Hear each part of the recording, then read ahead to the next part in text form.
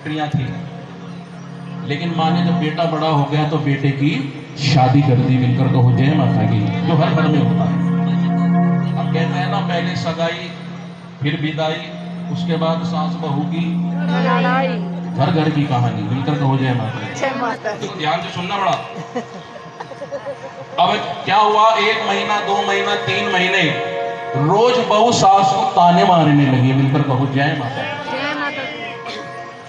अब रोज के तानों से वो बेटा बड़ा मारने लगी, परेशान सास हुआ। मारने लगी। एक दिन बहू अपने पति से कहने की, सुनो जी, या तो इस घर में तुम्हारी माँ रहेगी या मैं रहूंगी। मैं रहूंगी। अब बेटे को तरस आया माँ पे।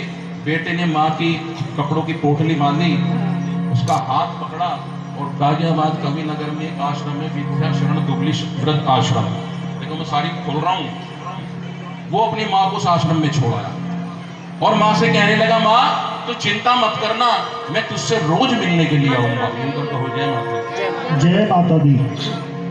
अब 1 दिन हो गया, 2 दिन हो गया, 10 दिन हो गया, महीना हो गया, माँ रोज बाहर चौखट पर आती, कोई आता, माँ सोचती मेरा बेटा आया, मेरा बेटा आया, लेकिन वो कभी माँ को देखने नहीं आया। सुन रही, ये समाधि ले ली, मुझे बड़ा ध्यान से सुनना। अब एक दिन जैसे आज आप भाई साहब ने, इन्होंने भैया ने जागरण कराया है, वहां ऐसे ही कबीर नगर में पंचायती जागरण होता है जो चंदे से होता है, भाई सुहाग ने आपने मिलकर कराते हैं। अब जो उसका बेटा था, उसने कहा कि इस जागरण में जितना भी माँ का श्रृंगार होगा, जो भी माँ का प्रसाद बनेगा,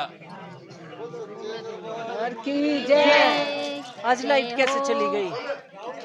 लाइट चली गई हमारी।